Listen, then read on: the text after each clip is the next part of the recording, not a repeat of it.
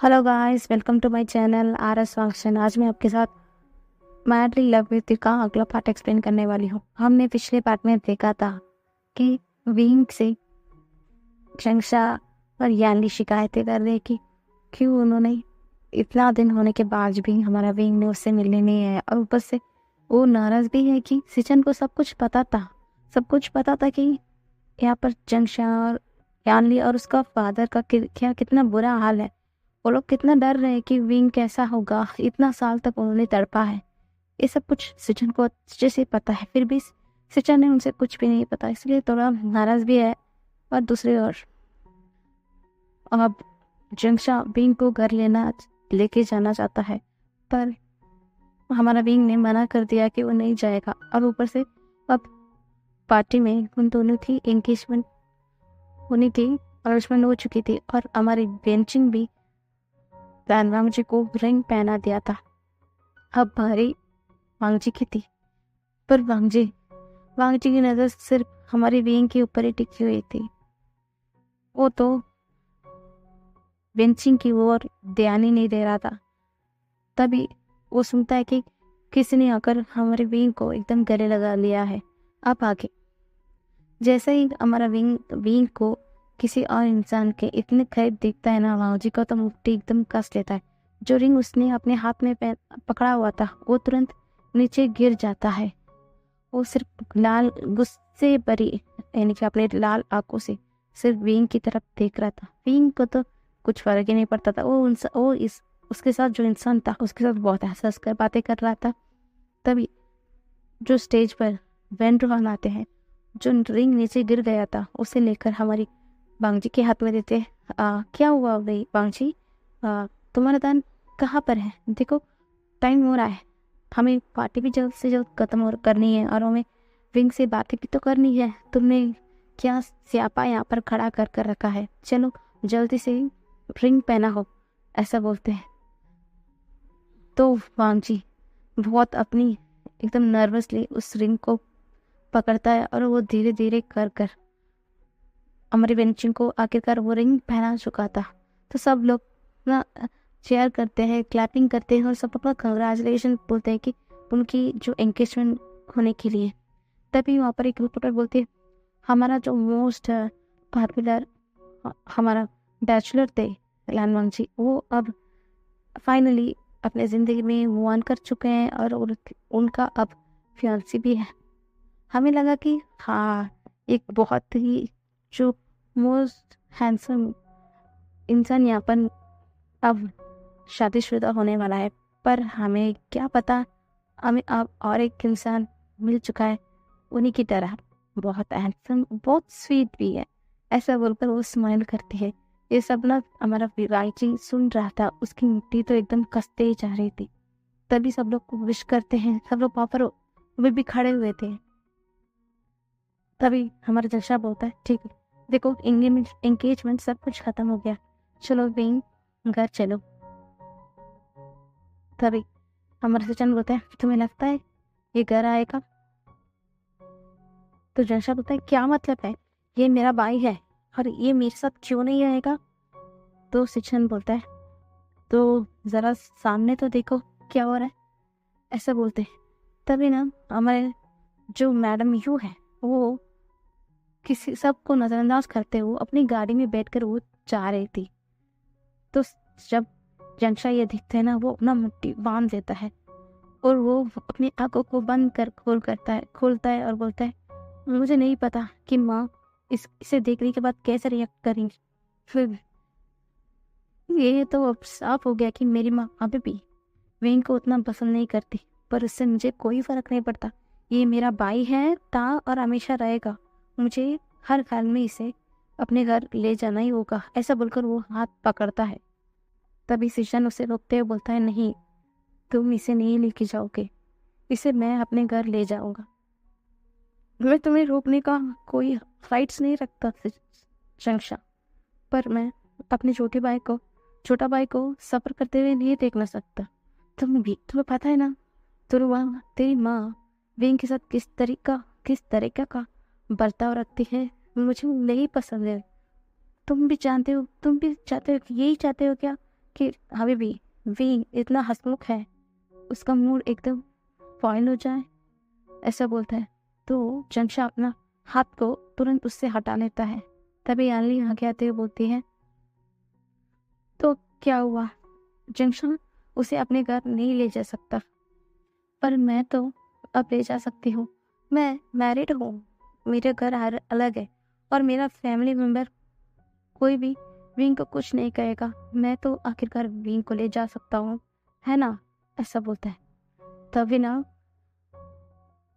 हमारा सचिन बोलता है, नहीं, आपकी शादी हुई है वहाँ।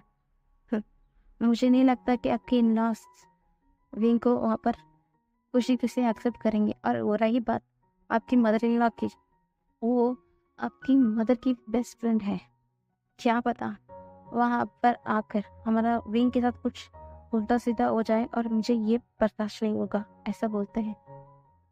ऐसा नहीं होगा, मैं हूं ना वहाँ पर, ऐसा बोलते हुए हमारा जशन आता है। तभी उसे देखकर यानी स्माइल करती है। सचिन बोलता है, मुझे पता है जसवंत, तुम यानी से बहुत ज्यादा प्यार करते हो, तुम उसके जुड़े हुए हर चीज को तुम भी उसे पसंद करते हो, इसलिए मुझे यकीन है कि तुम विंग को हर्ट नहीं करोगे। फिर भी विंग की वजह से तुम्हारे घर में कुछ अनबन हुआ ना तुम्हारे फैमिली के अंदर, वो नहीं पसंद करेगा। तो मेरा बात समझने की कोशिश करो कि वो मेरे साथ रहेगा, यही ठीक है। अब तुम ये तो सोच लो ना कि अब भी यहाँ पर है, तुम जब चाहे उसे मिल सकते हो। ऐसा बोलते हो फाइनली कन्विंस करने ही वाले होते हैं, तभी पीछे से एक इंसान आके बोलता है, क्या हुआ, क्या बातें चल रही है? मैं हूँ ना यहाँ पर, मैं अपनी विंग को अपने साथ ले जाऊंगा, है ना बनी? ऐसा बोलकर वो विंग को और कसकर अपने करीब खींचता है। तो विंग ना स्माइल कर रहा था। तभी सचिन बोलता है, विंग तुम ना अपने मुंह बंद करो, तुम्हें कोई मेरी बाई की इतनी करीब आने की जरूरत नहीं है। ऐसा बोलकर वो विंग को अपने करीब करता है, बोलता है, तुम विंग मुझसे दूर रहना। ऐसा बोलकर वो चला जाता है। तभी विंग बोलता है, चलो ना, हमें जो एंगेजमेंट पार्टी हुई उनको कंग्रेचुलेशन तो करनी चाहिए ना, आओ ना विंग, हम कंग्रेस करके आते हैं। ऐसा बोलता है। तो विंग एक बार सचिन को देखता है, तो सचिन सर को नोट करता है। तो विंग बोलता है, चलो। ऐसा बोलकर वो दोनों हाथ पकड़े हुए स्टेज की तरफ जाते हैं, जहां पर वांगजी वेंचिंग के साथ खड़ा हुआ था। तो एकदम से वेनिंग दौड़ कर जाता है और वेंचिंग को गले लगाते हुए बोलता है, सिचे कंग्रेचुलेशंस। ऐसा बोलते हैं। तभी ना वांगजी की आंखें एकदम बड़ी बड़ी हो जाती है, विंचिंग की तरफ देख रहा था। तभी विंचिंग ना एक छोटे से सवाल करती, हाँ वांगजी, मैंने तुमसे कहा था ना कि मेरा छोटा ब्रदर है, वो यूएसए में रहता है, यही है वो। ऐसा बोलता है, वो आज ही आया था मेरे एंगेजमेंट के लिए। ऐसा बोलते हैं। तभी हमारा वेनिंग ना स्माइल करते हुए बोलते हैं, हाय ब्रदर इन लॉ। ऐसा बोलकर वो उसे हैंडशेक करता है। पर वांगजी सिर्फ अपने आंख को बांध कर खड़ा हुआ था। तभी वेंचिंग बोलती, वांगजी को किसी के नजदीक आना, किसी से हाथ मिलाना पसंद नहीं है, बुरा मत मांगना। विनिंग ऐसा बोलता है। तो विनिंग ने मुंह बनाता है, अभी से अब अपने जो पार्टनर है उसकी तरफदारी करना शुरू कर दीजिए। ऐसा बोलता है। तो विंग ना स्माइल कर रहा था। विंग की ये स्माइल वांगजी को अंदर ही अंदर खटक रहा था। पता नहीं क्यों ये उसे बहुत पेन दे रहा था। तभी हमारा विनिंग बोलता है, मीट माय फ्रेंड सिचे, ये मेरा बनी है, आपसे मैं कहा करता था ना, ये वही है। ऐसा बोलते हैं। तो हाँ, अच्छा, तो यही है, तो यही हमारी जो प्रोडक्ट की नई मॉडल भी है। आपसे मिलकर अच्छा लगा मिस्टर विंग। ऐसा बोलकर वो स्माइल करती है। तो विंग ना स्माइल करता है, बोलता है, thank you. By the way, आप बहुत ज़्यादा अच्छे लग रहे हो एक दूसरे के साथ, मीट फॉर ईच अदर। ऐसा ना विंग बोलता है। विंग की ये बात सुनने के बाद तो हमारा वांगजी अपने ही हाथ को गरज रहा था। उसे अच्छा नहीं लगा था विंग के मुंह से मीट फॉर ईच अदर, वो भी वेंचू और उसके लिए, बिल्कुल भी नहीं। तभी विंग बोलता है ठीक है, मुझे लेट हो चुका है, मुझे अभी जाना होगा। वन सेकेंड, कंग्रेचुलेशन, ऐसा बोलकर पहले तो वो विंचिंग से हाथ मिलाता है और वांगजी को मिलाने वाला था और वांगजी भी अपने हाथों को बढ़ाता है। तभी विंग कुछ सोचते हैं, बोलते हैं हाँ सॉरी सॉरी मिस्टर हैन, अभी अभी आपने विनिंग से कहा ना कि आपको किससे हैंडशेक करना अच्छा नहीं लगता, तो सॉरी, हाँ मैं ध्यान नहीं था, मेरे दिमाग से हट गया, सॉरी, ऐसा बोलकर वो चला जाता है। वांगजी तो और भी ज़्यादा गुस्से में था। तभी विंचिंग से विनिंग बोलता है ठीक है सीजे, मैं थोड़ी देर बाद आता हूँ, ऐसे बोलकर वो चले जाता है विंग के साथ उससे दूर। वांगजी सिर्फ उन जहाँ पर हमारे विंग जा रहा था उसी ओर देख के जा रहा था। तभी नीचे जो खड़े हुए सचिन और जंक्शन दोनों स्टेज की तरफ देख रहे थे, उन्हें एक अनजाना डर सता रहा था, यानी कि हमारे जंक्शन को डरा रहा था। तभी हमारा सचिन उसके शोल्डर पे पैट करते बोलते वो विंग नहीं रहा, पहले था विंग नहीं रहा, ये बदल चुका है, पूरी तरीके से बदल चुका है, देखा तूने अपनी आंखों से देखा कि नहीं, ऐसा बोलता है। तभी जंक्शन बोलता है हाँ देख रहा हूँ, मेरा भाई बदल गया है, यही सबके लिए अच्छा है, वो पहले की तरह होगा तो सब लोग उसे आसानी से उसके दिल को तोड़ कर चले जाएंगे, उसका ये बदलाव अच्छा है, बहुत अच्छा है, ऐसा बोलते। तभी सचिन बोलता है ठीक कहा तुमने, चलो अभी हम यहाँ से निकलते हैं, ऐसा बोलकर तो विंग के तरफ जाने लगते हैं। विंग सचिन के पास आता है, तभी सचिन ना उसके सर को सहलाता है, बोलते विंग चलो घर चलें। तभी सचिन बोलता है मैंने तुम्हारी जो मैनेजर है उससे पहले ही बात कर दिया था कि तुम मेरे साथ रहोगे, ये फाइनल है, और हाँ यानी कि हमारा जंक्शन भी इसके लिए अग्री हो गया है, तुम चाहो उसे पूछ सकते हो, ऐसा बोलते हैं।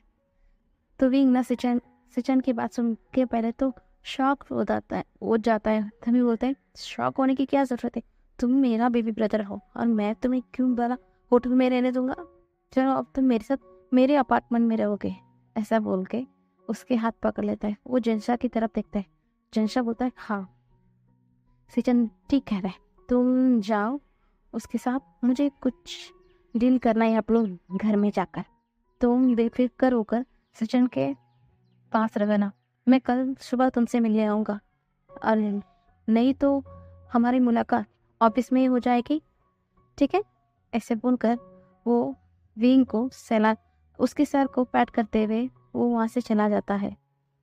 तभी सचिन बोलता है चले अब विंग, ऐसा बोलकर वो सचिन विंग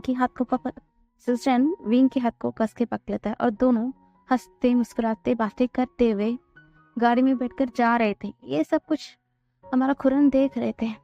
खुरन को समझ ही नहीं आ रहा था कि ये सचिन विंग का आखिरकार रिश्ता क्या है, उन दोनों का इतना करीबी, उन्हें कुछ समझ ही नहीं आ रहा था, और ऊपर से उन्हें ये चेहरा भी जाना पहचाना लग रहा था, और ऊपर से ये नाम भी, ये नाम को कहीं न कहीं तो सुन चुके हैं, पर कहाँ सुना, क्या बात है, ये सब कुछ नहीं समझ आ रहा था। तभी उन्होंने अपने असिस्टेंट को बोलते मुझे विंग के बारे में पूरा डिटेल कल ला कर दोगे, वो हमारा जो मीटिंग हो रहा है उससे पहले मुझे सारा डिटेल चाहिए, ऐसा बोलते हैं। तो उसका असिस्टेंट जी ऐसा बोलते हुए वहाँ से चला जाता है, और जो इंगेजमेंट का स्टेज था वहाँ पर से हमारा वांगजी सब कुछ देख रहा था, उसका ब्रदर किस तरीके से विंग को पैम्पर करता है, और पैम्पर करते हुए हमारी विंग को लेकर चला गया है, उसे एकदम सुकून भी महसूस हो रही, उसके साथ साथ दर्द भी हो रही थी, पर वो कुछ भी नहीं बोलता है, वो तुरंत उस स्टेज से उतर कर अपने गाड़ी में बैठ कर जा रहा था। तभी वहाँ पर सिर्फ बेंचिंग अकेली खड़ी हुई थी, उसे तो कुछ समझ ही नहीं आ रहा था। तभी उसका अंकल यानी कि वेंटवाल आते हैं, वो बोलते हैं तुम जानते हो ना लालवांग जी कैसा है, तुम चिंता मत करो, जैसे ही तुम उन दोनों की शादी होगी ना सब कुछ ठीक हो जाएगा, ठीक है, ऐसा बोलते हैं।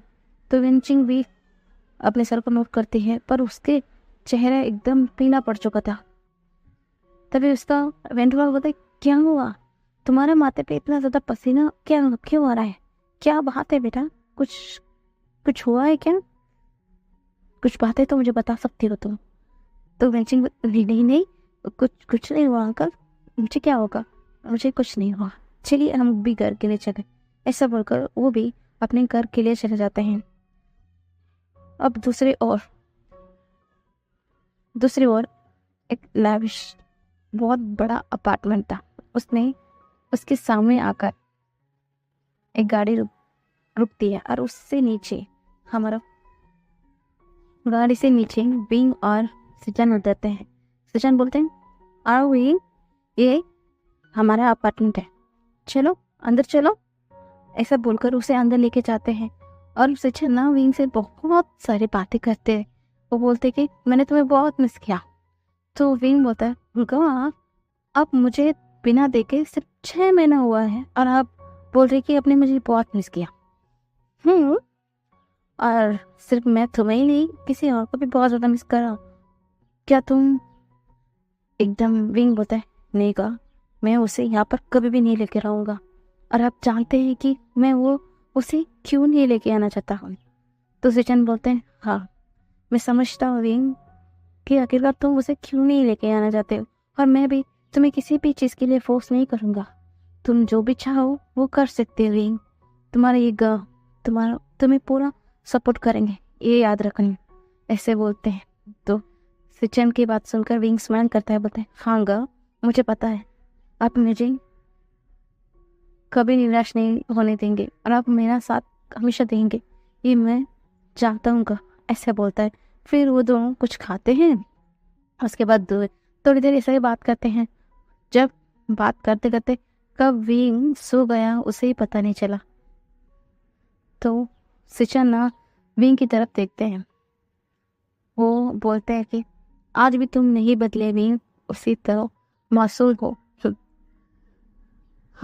क्या करूं, तुम्हारी ये जिंदगी इस तरीके से बदल गई, इसके पीछे सबसे ज्यादा हाथ मेरा ही है। मैं उस वक्त वो फैसला नहीं लेता तो शायद मैं तुम्हारे साथ ये वो नहीं देना चाहता। मैं सोचा कि मैं जो कर रहा हूँ वो तुम दोनों के लिए सही सोच कर रहा, पर मैं जो भी सोचा वो सब कुछ गलत निकला।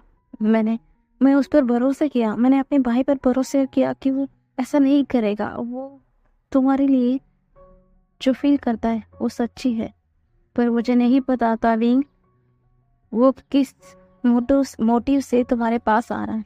मुझे माफ़ कर देना, मैं ही तो तुम्हें उस वक्त फोर्स किया, मेरा वो फैसला गलत निकला।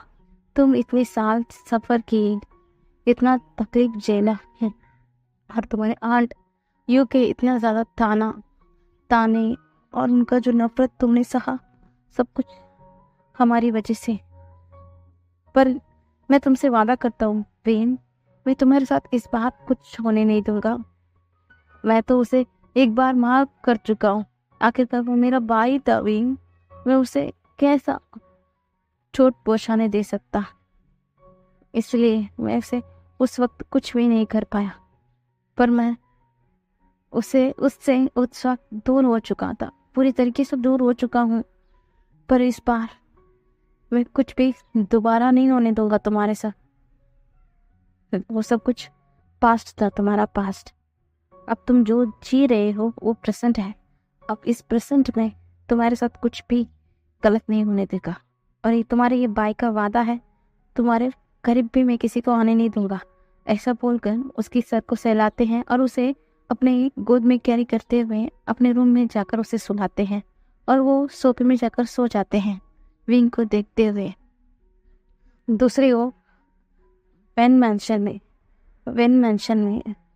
वेनचिन अपने जो पार्टी की आउटफिट है उसे चेंज कर फ्रेशन अप होकर बाहर आती है। तभी उसके फ़ोन में एक टिंग कर एक मैसेज बजती है। जैसे ही वेंचिंग उस मैसेज को पढ़ती है ना, ऐसा लग रहा था कि उसका पैरों तले जमीन निकल जाएगा। उसके फेस पूरी तरीके से पीले पड़ चुके थे और उसका जो सर से माथे से एकदम पसीना टपक रहे थे। वो तो अभी पसीना पोकर आई थी और वो एकदम ठंडा पड़ चुकी थी, उसका हाथ एकदम पूरी तरीके से ठंडा पड़ चुकी थी। कब उसका हाथ से वो मोबाइल फोन नीचे गिर गया उसे नहीं पता चला। वो तुरंत धड़ाम से जमीन में बैठ जाती है और वो जोर जोर से रोने लगती है और वो बोलती है कि नहीं ऐसा मत करना, मैं ऐसा नहीं चाहती। ऐसा बोलकर वो सिर्फ रोए जा रही थी। और अब दूसरी ओर हमारा जंगशा की तरफ दिखाया जाता है, यानी कि जियांग मैंशन में आज जिन फैमिली और जियांग फैमिली दोनों एक साथ ही बैठे हुए थे। तभी गुस्से में आखिरकार जंगशा सबसे लास्ट में निकला था, तो वो अब आखिर में वही उस मैंशन में दाखिल होता है। वो एंट्री करते ही ना उसके हाथ में जो भी चीज़ें आ रहा था ना उसे एकदम तोड़ के जा रहा था। पर इससे जो सामने जो एक इंसान बैठा हुआ था उसे कोई भी फर्क नहीं पड़ता। तभी जंगशाना एकदम चीखते हुए बोलता है, मदर आप इतना पत्थर दिल कैसे हो सकती है? मदर मुझे शर्म आ रही है कि मैं आपका बेटा हूँ। आप इतना निर्दय कैसे हो सकती है माँ? और वो बचपन से आपसे कितना प्यार करता है माँ, कितना ज़्यादा आपसे प्यार करता है। वो सबसे ज़्यादा आपको ही मानता है माँ। पर आप है कि उसे सिर्फ तकलीफ पहुंचाया है, आपने सिर्फ तकलीफ पहुंचाया है। उसका क्या गलती है माँ? मैं जानती हूँ कि आप क्यों उसे नफरत करते हैं, इसलिए है ना कि उसकी मदर को फादर ने प्यार करते हैं, क्योंकि वो फादर का पहला प्यार। हाँ, मैंने उनके बारे में पूछताछ किया है माँ कि वो कैसी थी। वो बहुत अच्छी थी, बहुत काइंड हार्टेड थी, आपकी तरह पत्थर नहीं थी माँ, पत्थर नहीं थी। शायद इसीलिए फादर भी उन्हें पसंद करने लगे। पर आपको तो जब विंग इस घर में आ गया, आपको एक मौका मिल गया जो आपके मन में तो जिन इंसान के लिए नफरत था उनका बेटा आपके पास आ गया, तो आपका तो जेलसी और नफरत का लेवल और बढ़ गया। और उस दिन से आपने विंग को टॉर्चर करना, विंग को जलील करना, कितना परेशान करके माँ। वो आपसे कितना प्यार करता है, पर आप क्यों नहीं समझते माँ? वो मेरा भाई है। और हाँ, मैं पहले वाला वो झंझा नहीं था कि मैं आपके हाँ में हाँ मिलाते रहूं। उस वक्त मेरा मजबूरी था कि मैं उस वक्त अपने भाई को प्रोटेक्ट नहीं कर पाया हूँ। और हाँ, अब क्यों जलती? क्योंकि आप जलती थी ना कि वो मुझसे ज़्यादा आगे बढ़ जाएगा अपनी ज़िंदगी में, शायद इसलिए अब जलती थी ना। पर देखना माँ, वो कामयाब हो गया, वो इंटेलिजेंट था, इसलिए अब जलती थी ना कि वो मुझसे ज़्यादा कैपेबल है। उसने देखा वो खुद की दम पर आज इतना बड़ा मकाम उसने हासिल कर दिया। पर अब देखिए आपके बेटा कहाँ पर है? वो सिर्फ इसीलिए वो फेमस है क्योंकि वो जियांग फैमिली का बेटा है और उसके सिवा कुछ नहीं। और हाँ, मेरा भाई उसने साबित कर दिया कि इस दुनिया के सामने वो अपने आप खड़ा कर दिया है खुद के दम पर। और इस बार मैं अपने भाई को खुद से अलग जाने नहीं दूंगी। अब जो भी करनी कर लीजिएगा, मुझे कोई फर्क नहीं पड़ता। ऐसा बोलकर वो कमरे में चला जाता है। तभी याली आती है, माँ मैं आज तक आपकी किसी भी बात के लिए आपको ना नहीं कहा, पर आपकी वजह से मेरा आशिया ने बहुत कुछ सफ़र किया है। इस बार नहीं माँ। और हाँ, अब पिछली बार मैं आपकी बेटी थी, इसलिए शायद मैं कुछ नहीं कर पाई। और इस बार मेरे साथ दुश्मन भी है और वो मेरा साथ देंगे, है ना? तभी दुश्मन बोलते हैं, हाँ तुमने सही कहा आंट, मदर आप ऐसा नहीं कर सकते विंग के साथ, विंग बहुत अच्छा चाइल्ड है। ऐसा बोलकर वो मैडम यू की तरफ देखता है, पर मैडम यू कोई भी रिस्पॉन्स नहीं दे रही थी। तभी दुश्मन बोलता है, तुम्हारा माँ से बात करना और दीवार पे सर फटकना दोनों एक ही काम है, चलो इन्हें कोई भी नहीं समझा सकता। ऐसा बोलकर वो यानली को लेकर चले जाते हैं। तभी जिन फैमिली का जो मास्टर जिन और उनका वाइफ बोलते हैं, हाँ यू तुम फालतू में उसकी तरफ गुस्से में खूब देखना, वो कितना अच्छा लड़का है, तुम इसलिए जलस हो कि वो उसकी मदर की तरह है। पर उसकी मदर कितनी अच्छी थी तुम जानती हो ना। तुम अभी भी फालतू की चीज़ों को लेकर बैठे हुए हो भी। विंग को लेकर तुम इतना गलत सोचना बहुत गलत है। तुम इससे बाहर आओ, नहीं तो तुम्हारे पास जो भी है वो सब कुछ खो दोगे। देखा, आज तुम्हारे बच्चे तुमसे खिलाफ हो गए, ये अच्छी बात नहीं है। तुम्हें विंग को अपनाना होगा। ऐसा बोलकर मैडम जिन यू की तरफ हाथ बढ़ाते हैं, पर यू दूसरी ओर मुंह कर लेती है। तभी मास्टर जिन की तरफ मैडम जिन बोलती है, हम इसे नहीं समझा सकते, चलो हमें जाना पड़ेगा। ऐसे बोलकर वो चले जाते हैं। पर जैन फैनिया कुछ भी नहीं बोलते हैं। वो सिर्फ सिर्फ यू की तरफ देख रहे थे। वो सीढ़ी पे कदम रखकर जाने वाले थे। वो एकदम से पलटते हैं और बोलते हैं, यू, मैं आज तक तुम्हें समझ ही नहीं पाया। तुम्हें ऐसा क्यों लगता है कि मैं आज भी उसे अपने दिल में जगह दिया हूँ, तुम्हें नहीं? तुम्हें ये नहीं लगता कि तुम गलत सोच रही हो? हाँ, मैं मानता हूँ मैं उसकी मदद को पसंद करता था, पर प्यार नहीं। जब से तुम मेरी जिंदगी में आई, मैं उसके बाद उसे अपने दिल से पूरी तरीके से निकाल चुका था। काश तुम समझ पाती। मैं तुम्हें अपने दिल में जगह देना चाहता था, पर तुम उसके लिए एक मौका भी नहीं दिए मुझे। खैर छोड़ो, तुमसे बात करना भी बेकार है, मैं जा रहा हूँ। ऐसा बोलकर वो चले जाते हैं। पर मैडम यू अपनी मुट्ठी को बांधकर वहीं पर खड़े हुए थे। वो अपने आंखों को बंद करती एकदम टाइटली, और उसकी आंखों से आंसू बह रहा था। और वो एकदम तुरंत अपने आंसू को पोंछती है, और वो तुरंत दूसरी ओर अपने कमरे में चली जाती है। और उस कमरे में जाकर एक फोटो को अपने हाथ में लेती है, और वो बोलती है कि मुझे करना होगा, मुझे ऐसा ही रहना होगा, यही सबके लिए अच्छा है, सबके लिए। ऐसा बोलकर वो तुरंत उस कबर्ड को एकदम बंद कर लेती है और उस चाबी को एकदम छुपा कर रख लेती है। और लान बांगजी जैसे ही वो अपने कमरे में आता है, वो तुरंत अपने वॉशरूम में जाता है। वो एकदम अब पानी के नीचे एकदम खड़ा हो जाता है। वो उसके ऊपर एकदम पानी की बूंदें गिर रही थी और उसके आंखों से आंसू भी। वो एकदम जोर जोर से रोता है। वो अपने हाथों की तरफ देखता है, उसके हाथ में अंगूठी थी, उसे एकदम निकाल कर फेंकता है। और वो सामने के दीवार पे जो शीशा लगा हुआ था उसकी तरफ अपने आप को देखता है और एकदम एक पंच उस शीशे में मारता है। इसके चलते वो कांच एकदम टूट जाती है। उसके चलते वांगजी के हाथों से सिर्फ खून ही खून बह रहा था। उसके दिमाग में एक ही बात खोज रही थी, मेड फॉर ईच अदर। वो तुम दोनों एक साथ अच्छे लग रहे हैं।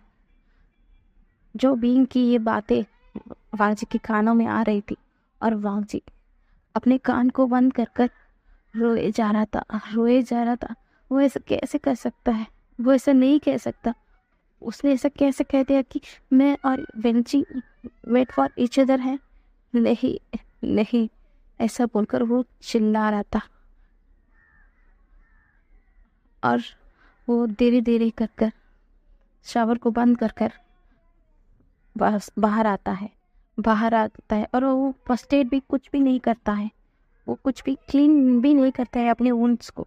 वो ऐसे ही आकर जो गीले कपड़ों के साथ ही एकदम सो जाता है थोड़ी देर।